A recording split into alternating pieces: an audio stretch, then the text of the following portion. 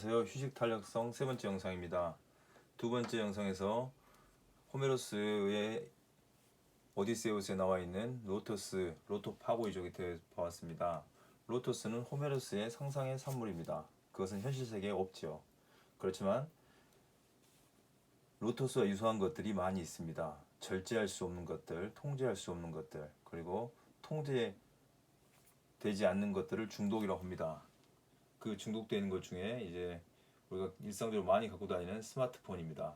다 고개를 숙이고 보고 있는데 이와 관련된 영상을 한번 시청하도록 하겠습니다. 유튜브에 있는 겁니다. 유튜브를 틀어서 보여드리겠습니다. 자.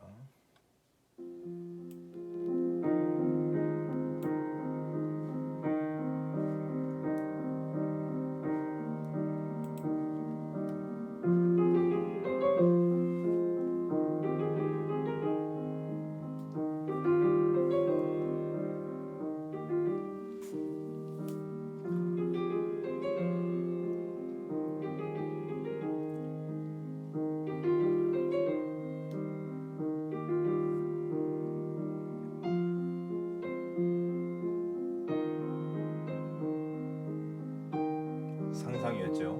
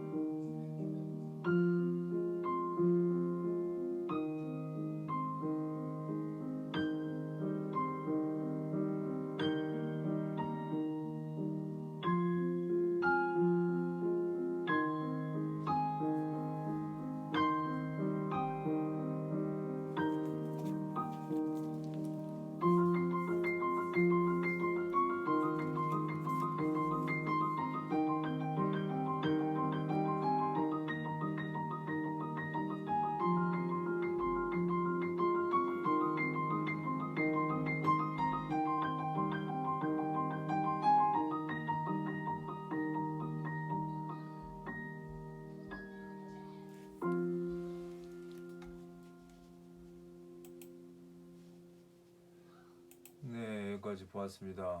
영상 보았고요. 그 다음으로 넘어가겠습니다. 무슨 코멘트를 하지 않겠습니다. 본 바대로 각자 느끼시길 바라시고요. 방금 그 영상은 유튜브에 있습니다. 유튜브 영상 보시고 지난 학기 때 제 수업 때 시험 문제를 내니까 이렇게 핸드폰으로 다 촬영하는 모습을 제가 뒤에서 찍는 걸 촬영하는 것을 허락받고 촬영을 했습니다. 대부분 이제 받아 적는 것보다는 스마트폰으로 촬영해서 하는 거죠. 이 영상을 이렇게 올리면 이 영상에 관련된 또 파일을 올려두라는 학생들도 계십니다. 그래서 이거를 올리는 거죠. 여러분들에게. 굉장히 시대가 많이 변했습니다. 시간이 단축되는 거죠. 계속해서. 그럼 그 시간 단축되는 것으로 무엇을 할 것인지 하나의 일화를 들어보겠습니다. 조그만 항구 도시에 사는 가난한 어부가 자신의 보트 위에 배 위에 누워 늘어들게 낮잠을 자고 있었습니다. 그때 이곳으로 휴가를 온 한 사업가가 아름다운 풍경을 담으려고 사진을 찍었습니다. 그리고 잠자고 있는 어부를 보고 어부를 깨웠습니다. 그리고 두 사람은 고기 잡는 근황과 이 지역의 노동관 등을 주제로 이러한저러한 정담을 이야기를 나누었습니다. 가난한 어부가 하루에 단 한 차례만 출항한다는 걸 듣고 남은 시간에 빈둥거리며 쉰다는 이야기를 들었습니다. 그래서 부자가 물어봤습니다. 왜 한 차례만 나가는지. 부자는 그 사업가적인 야심이 근질거려서 참을 수 없어서 말한 거죠. 왜 어째서 두 번, 세 번 출어하지 않습니까? 그럼 곱절하니 3배로 더 많은 고기를 잡을 수 있을 텐데요. 어부는 고개를 끄덕이면서 대체 그렇게 일을 해서 무슨 소용이 있는지 아리송하다는 표정을 지으고 부자를 바라보았습니다. 휴가를 온 사람을요. 조바심이 난 사업가는 어부에게 일장 훈계를 했습니다. 그럼 늦어도 1년 뒤에 당신은 모터 배를 살 수 있을 거예요. 하루에 2번, 3번 출하하면요. 2년 뒤에는 보트가 2척으로 늘어나겠죠. 3년이나 4년 뒤에는 아마도 작은 어선을 살 수 있을 거예요. 2척의 보트와 1척의 어선이면 당연히 훨씬 더 많은 고기를 잡을 수 있겠죠. 워낙 열심히 이야기하는 통에 부자의 목소리가 굉장히 커 울렸습니다. 그럼 작은 냉동창고를 지을 수 있을 거예요. 잘만 하면 훈제 생선 공장과 커다란 생선 처리 공장까지 마련할 수도 있을 겁니다. 그럼 자가용 헬리콥터를 타고 날아다니면서 어디에 물고기 떼가 있는지 알아내어 무전으로 어선에게 지시를 내릴 수도 있겠죠. 신이 나서 떠드는 이 부자의 얼굴을 물끄러미 어부는 바라보았습니다. 그래도 모르겠다는 표정으로 물었습니다. 그런 다음에는요? 그랬더니 부자가 말합니다. 그런 다음에는 여기에 이 항구에 편안하게 앉아서 햇살 아래 달콤한 낮잠을 즐기는 거예요. 저 멋진 바다를 감상하면서요. 이 말을 들은 어부는 피식 웃었습니다. 왜 웃지요? 라고 물었습니다. 아니, 어부가 말했습니다. 내가 지금 바로 그러고 있지 않소. 그리고 어부는 말했습니다. 아까부터 하고 싶은 말이 있었습니다. 그 셔터 누르는 사진을 찍고 있는 착각 소리만 방해하지 않는다면 좋겠습니다. 그러니까 부자가 고기를 열심히 잡으라고 했는데 이미 본인은 여기에서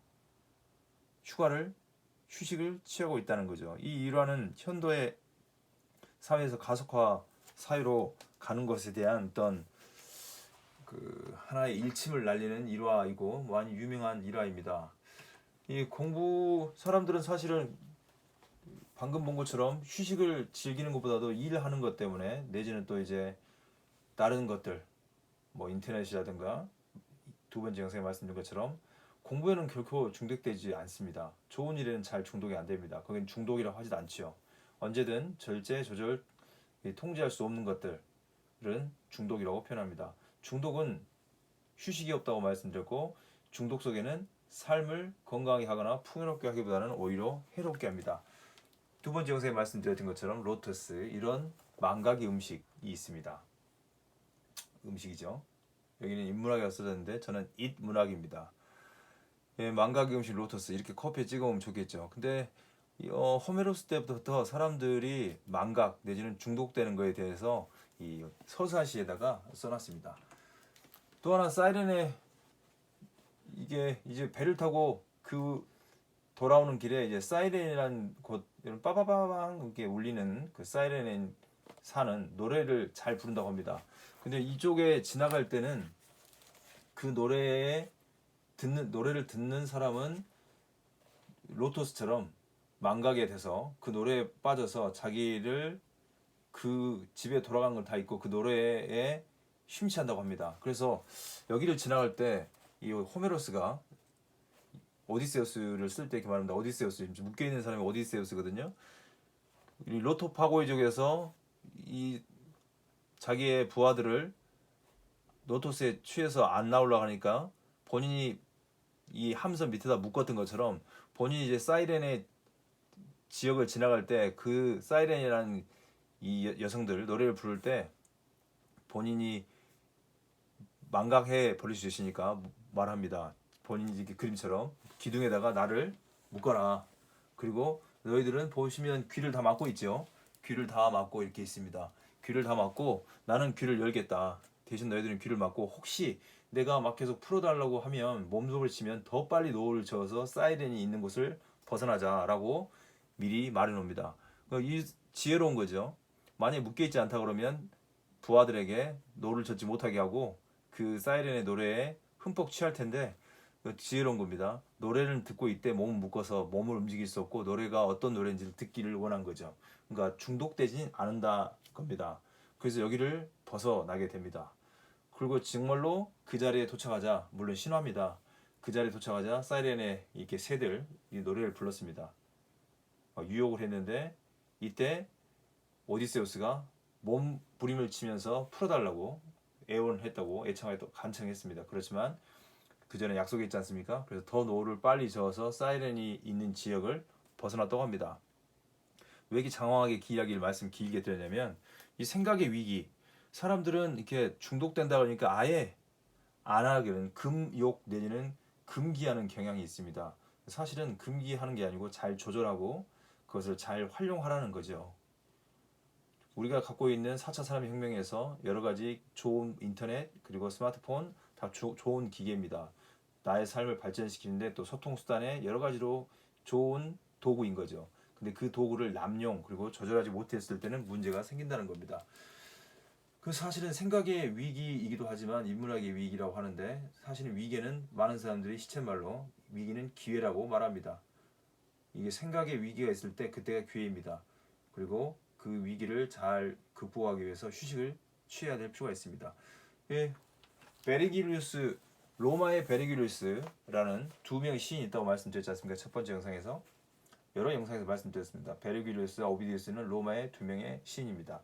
그리스의 두 명의 훌륭한 시인은 서사 시인은 오비디우스와 죄송합니다. 그리스의 훌륭한 서사 시인은 방금 전에 보았던 호메로스와 첫 번째 영상에서 보았던 헤시오도스 두 명이 있다고 하면 로마에서는 베르길리우스와 오비디우스가 있습니다. 특별히 베르길리우스는 아이네스를 썼습니다. 이 아이네스는 아이네시스의 이야기입니다. 트로이 전쟁에서 트로이가 멸망하고 제2의 트로이를 만들기 위해서 이탈리아로 가는 내용입니다. 사실은 호메로스의 일리아스와 연결되어 있는 이야기죠. 여기서 베르길리우스 말합니다. 아이네스를 통해서 저들도요 전부터 불행에 관한 한 우리는 무시하지 않소. 그대들은 이보다 더한 일도 겪었소. 신께서 이번 일도 끝내주실 것이요. 항상 신이 등장하죠. 그대들은 광란하는 암케인 스킬라에 깊숙이 메아리치는 바위들에 접근했으며 그들은 또 키크로스의 바위 동굴도 알게 되었어. 지금 이게 호메로스 이야기인 거죠, 거의. 그러니 이제 정신을 차리고 불행과 공포는 잊어버리시오. 아마 이 고생도 그대들에게 언젠가는 즐거운 추억거리가 될 것이오. 그러니까 지금의 고생이 시간이 지나 살아있게 되면 추억거리가 될 거라는 거죠. 라팀으로 향하니 그곳의 운명은 우리는 안식처를 줄 것이오. 그대들은 참고 견디고 더 나은 미래를 위해 자신을 보존하시오. 라고 이렇게 써져 있습니다. 사실은 지금 어려운 일, 힘든 일들이 지금의 일들이 시간이 지나면 즐거운 추억거리가 된다고 말하는 겁니다. 베르길리우스 아이네스 훌륭한 책이고 여러 가지 책들을 소개시켜 드렸는데 다 한 번씩 일독하시면 좋겠다고 권장해 드립니다. 이 일의 멈춤, 휴식 속에는 교육이 가능해집니다. 반성의 목적은 가르침을 얻는 데 있습니다. 가르침의 목적은 인간을 성장시키겠다고 말씀드렸습니다. 성장은 교육과 다양한 경험을 통해 이루어집니다. 화이트헤드가 말했듯이 교육은 인간에게 누구에게든 유용해야 됩니다. 무엇보다도 내 삶에 유익해야 한다고 말할 수 있습니다. 교육은 다른 일상을 멈추어만 받을 수 있고 시간을 내야 할 수 있습니다. 그런데 지금은 민주주의이기 때문에 누구나 시간을 내려고 하면 낼 수가 있습니다. 그런데 카스트 제도, 이런 제도가 있는 민주주의가 아니고 카스트 제도가 있는 데는 노동자 계층, 노예나 천한 사람, 수두라고 합니다. 천민. 이런 사람들은 계속 노동을 해야 하기 때문에 시간을 낼 수가 없습니다. 피지배 계층이라고 할 수 있겠죠. 바이샤까지, 평민까지 농업과 상업에 종사하는 사람입니다. 이 계층이 있는 사회에서는 휴식이란 불가능합니다. 그렇지만 저 지배층 위에 있는 브라만, 사제, 제사를 담당하고 또 ksiatra, 귀족, 무사, 이 군인과 정치하는 사람들, 이런 사람들은 마음껏 휴식을 취할 수 있는 거죠. 이런 제도 속에서는 누구나 다 휴식을 취할 수 있는 게 아닙니다. 특별히 윗 계급들, 상부에 있는 계급들, 상부층에 있는 사람들만이 휴식과 여가를 누릴 수 있고 아래에 있는 사람들은 계속 지배를 당하기 때문에 자기가 원하는 대로 살 수 없게 되는 겁니다. 근데 다행히도 우리는 민주주의, 민주공화국에서 태어나서 내가 시간을 내려고만 마음먹으면 낼 수 있고 교육을 받고 싶으면 언제든 받을 수 있고 지금 이렇게 유튜브를 하는 것처럼 마음대로 교육을 받을 수 있는 정말 평등한 동등한 시대에 살고 있다는 것이 정말 축복인 거라고 말씀드릴 수 있습니다. 이런 제도가 우리에게는 없기 때문에 다행입니다. 그렇지만 우리나라에도 카스트 제도는 아니지만 고려나 신라 때 보면 이런 성골, 진골, 육두품 이런 제도가 있었습니다. 이 시대에도 안 태어난 게 정말 감사한 거죠. 올라갈 수 없는 겁니다. 먼 산의 윤곽은 선명해 보입니다. 그렇지만 분명히 보이는 그 산 가까이 가면 갈수록 굴곡이 복잡해져서 알 수가 없어집니다. 여기서 무등산을 바라보면 선명해 보이지만 안으로 무등산 안으로 들어가면 어떤 산이든 그 안으로 들어가면 선명하게 보이지 않습니다. 사람 일도 마찬가지입니다. 과거 조상 일이나 다른 나라 일일수록 공로와 과실을 판단하기가 어렵습니다. 우리나라에서도 이런 카스트 제도 같은 골품 제도가 있었습니다. 누가 역사를 만들었고 움직여 왔는가 하는 사실이 중요합니다. 역사는 인간에 관한 기록이며 한국사는 한국인에 대한 기록입니다. 그런데 종종 역사의 서술이 인간을 상실한 역사인 경우가 많습니다. 인간에 대한 이야기가 없는 거죠. 결코 잊지 말아야 할 것이 있습니다. 그것은 모든 시대에 인간이 살지 않았던 적이 없다는 것입니다. 고대사로 올라가면 올라갈수록 인간, 특히 각국의 태조의 탄생은 인간적이지 않고 신화적입니다. 고구려의 고주몽, 가야의 김수로왕, 신라의 박역거세는 모두 알에서 태어났습니다. 말도 안 되는 소리지만 알에서 태어났다고 배우고 있습니다. 왕들은 그들의 말은 진리입니다. 왜냐하면 알에서 태어나고 거의 신의 자손이기 때문에 그렇습니다. 우리가 영상 1, 2에서 본 것처럼 호메로스 호시도스도 신을 언급합니다. 본인이 쓴 글들이 서사시가 내가 쓴 게 아니고 신에 의해서 썼다. 그럼 권위가 더 쓰는 것처럼 우리나라 고대사도 그렇습니다. 신라의 23대 버풍왕이 반포한 법령에는 17관 등 신분에 따른 제복, 골품제에 대한 중요한 규정이 포함되어 있습니다. 골품제도, 이런 게 골품제도죠. 이런 골품제도에는 신라의 신분제도인데 인도의 카스트 제도처럼 평민이 아니라 지배층을 위한 것입니다. 지배층들은 어느 때든 휴식을 취할 수 있겠지만 평민들은 휴식이 없습니다. 카스트 제도나 골품제도는 지배층의 전유물입니다.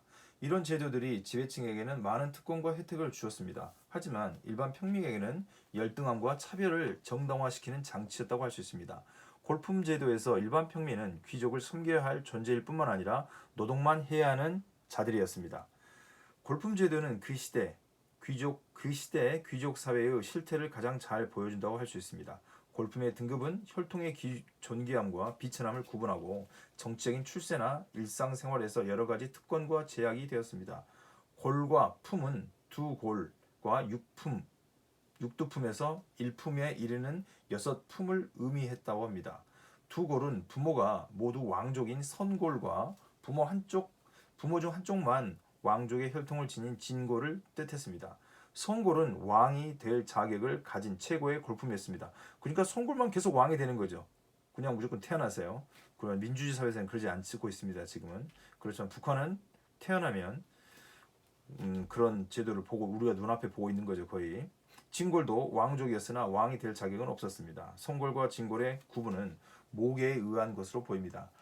선골이 완전히 소멸된 뒤에야 진골은 비로소 왕이 될 수 있었던 거죠. 왜냐하면 계속 가문이 이어질 수가 없기 때문에요. 그렇다면 진골이 또 주도한 겁니다. 주도권을 잡은 거죠. 신라 사회에서 주도권과 최고의 특권을 누릴 수 있었던 계층은 진골이 되었습니다. 선골이 사라지니까 이 진골이 그 자리를 대체한 거죠. 육두품, 오두품, 사두품은 일반 귀족이지만 그 중에서 육두품이 진골 다음 가는 신분이었습니다. 3두품, 2두품, 1두품은 일반 평민이었으나 소멸되었습니다. 골품은 개인의 정치적 출세와 거주할 수 있는 가옥의 규모, 이 조그맣게 규모 이런 것들을 다 신분의 차별을 두었던 거죠. 신라 제도에서요.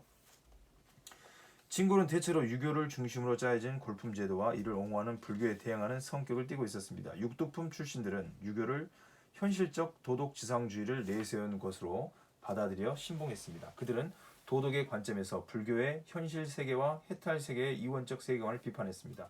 유교는 전제 정치 하에서 진골에 대항한 반면 왕권과 결합하여 성장했습니다. 육두품은 진골에 막혀 정치적인 실권을 장악할 수 있는 기회가 없었습니다.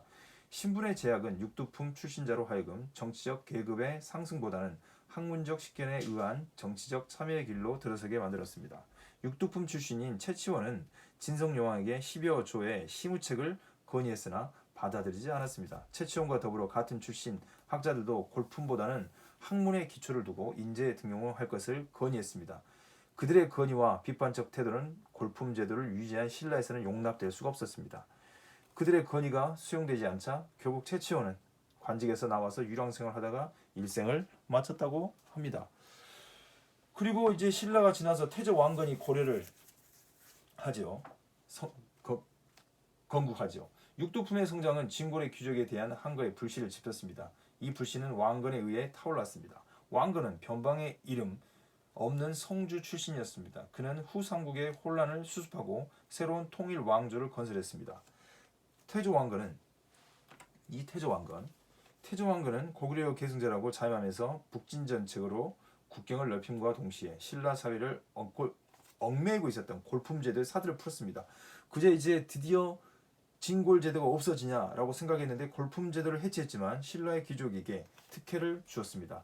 다시 말해 평민보다 귀족에게 더 관심을 뒀다고 말할 수 있습니다. 평민이 나라를 만들어 가는데 평민들보다는 귀족들, 기존의 세력들에게 더 관심을 두었다는 겁니다. 미다스가 황금을 추구했다면 왕건은 백성의 형편보다는 왕자를 유지하는 데 더 관심이 있었던 것으로 보입니다.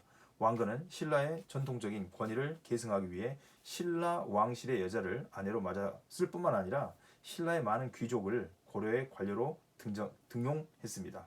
왕건은 신분 세탁을 함으로써 변방에 이름 없는 성주 출신이 아니라 자신을 어엿한 신라의 후계자이자 오랜 역사의 전통을 이어받는 존재로 등극시킨 거죠. 자기 스스로를요. 그래서 이제 많은 사람들을 낮추게 됩니다. 자기는 올라오고 처음에는 같이 했었는데 이제 더 자기를 등극시키는 거죠. 차별하는 겁니다. 신라에서 관리 등용 기준은 신분이었기에 관리 등용을 위한 시험 제도가 필요하지 않았습니다. 물론 삼국을 통일한 고려에는 골품 제도가 없습니다. 액면적으로는. 그렇지만 왕건이 신라의 많은 귀족을 관직에 기용했기 때문에 고려시대에도 평등하지는 않았지만 공평한 시험 제도도 고려시대에도 평등하지도 않았고요. 공평한 시험 제도는 불필요했던 거죠. 오랜 세월 동안 골품 제도는 불평등과 차별의 합법적인 기준이었습니다. 당시 인간은 골품 제도로 사람들을 서열화한 겁니다. 지배계층의 선택적 강조에 의해 진골에 속하는 자는 우수한 반면 여섯두품에 속하는 자들은 우수하지 못한 자로 전락하게 된 겁니다. 여섯두품에도 들지 못하는 평민, 천민, 노비에 대한 거 보겠습니다. 이 특혜를 주었지만 이 안에 들어오지 못하는 사람들, 여기에 들어오지 못한 오랜 세월 동안 여기 들지 못한 평민들, 우수하지 못한 대로 전락한 겁니다. 그리고 실제로 보면 이렇게 정말 이런 모습으로 살 사람들에게 무슨 휴식이 있겠습니까? 자기 발전이 있겠습니까? 태어나는 순간부터 이제 평민이고 천민이고 노비에 대한 삶입니다. 그런데 이 사람들에 대한 이야기는 역사의 그 어디에서 찾아볼 수 없는 미스테리입니다. 대부분 왕에 대한 이야기, 귀족에 대한 이야기만 있지 그 시대 모든 시대를 밑에 깔아줬던 평민, 천민, 노비에 대한 이야기는 없습니다. 이처럼 역사에 대한 반성은 망각이 아니라 기억을 통해서만 가능해집니다. 지금 시대의 삶에 대한 반성은 분주한 일상을 잠시 멈추고 휴식을 통해서 생각할 때만 가능해집니다. 지금은 이제 어떤 시대에 태어나든 이렇게 차별 당해서는 안 되겠죠. 모두가 인간이라는 인권 그리고 권리가 있기 때문에 그렇습니다. 어떻게 태어났든 어디에 태어났든 평등하게 대해야 되는 거죠. 정말 좋은 시대에 태어난 겁니다. 때때로 일을 떠나 잠깐 휴식을 가져야 합니다. 일로 다시 복귀할 때 우리의 판단력은 더욱 확실해질 것이기 때문에 그렇습니다. 일에서 약간 거리를 두고 그러면 일이 더욱 잘 보여 일의 많은 부분이 단번에 파악되고 조화와 균형의 부족함이 더 쉽게 보인다고 레오나르도 다빈치가 말합니다. 이렇게 긴 과거의 이야기를 했던 것은 옛시대와 현시대에 대한 반성이 필요하기 때문에 그렇습니다. 왜냐하면 역사를 안다는 것, 분주한 일상을 멈추고 휴식을 통해서만 숙고할 때 가능해지기 때문에 그렇습니다. 역사를 아는 것도 휴식을 위해서입니다. 휴식이 있는 삶, 당신에게 필요한 것은 뭐겠습니까? 자기 자신을 돌아보는 것입니다. 사실 휴식 탄력성은 중독되지 않는 것, 그리고 아무것도 하지 않는 것 그런 것이 아니고 최고의 행위라고 말할 수 있습니다. 자기를 발전시키는데 그리고 자기 자신을 숙고하는데 개인과 사회, 나라, 지구를 숙고하는데 굉장히 중요한 시간입니다. 이렇게 휴식 탄력성 1, 2, 3 영상을 시청해 주셔서 감사합니다. 경청해 주셔서 감사합니다. 수고하셨습니다.